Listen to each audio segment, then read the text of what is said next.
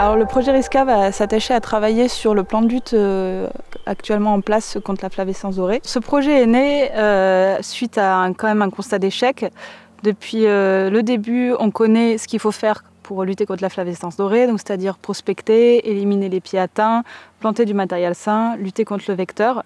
Et pourtant, on n'y arrive toujours pas. L'idée, c'était de comprendre pourquoi cet échec et qu'est-ce qu'on pouvait faire pour mieux optimiser cette lutte. Donc, le projet RISCA va débuter en janvier 2019 pour une durée de 3 ans. C'est une équipe pluridisciplinaire qui va travailler dessus. Les causes d'échec de la lutte contre la flavescence dorée sont assez multiples.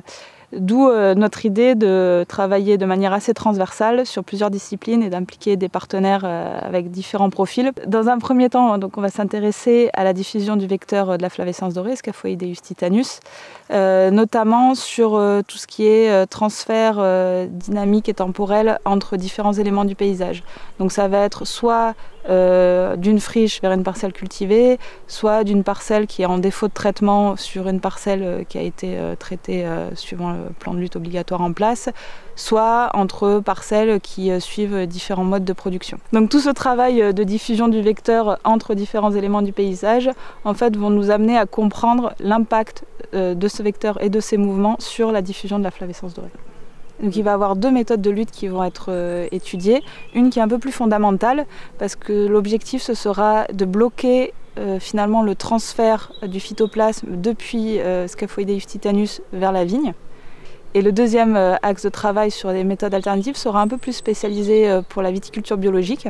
L'idée, c'est de travailler davantage sur tout ce qui est lutte ovicide et après d'intégrer ces nouvelles méthodes de lutte et d'essayer d'optimiser tous ces leviers pour avoir une lutte optimale pour la viticulture biologique contre le vecteur de la flavescence dorée.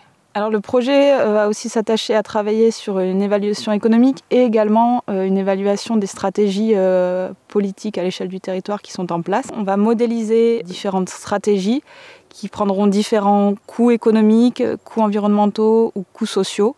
Et l'idée, c'est d'arriver un peu à un scénario optimal qui sera accepté par tous, y compris par les viticulteurs et par la société. Si je devais définir le projet RISCA en quelques mots-clés, on pourrait penser à moins de produits phyto, une meilleure collaboration pour une meilleure lutte collective, efficacité et pérennité du vignoble.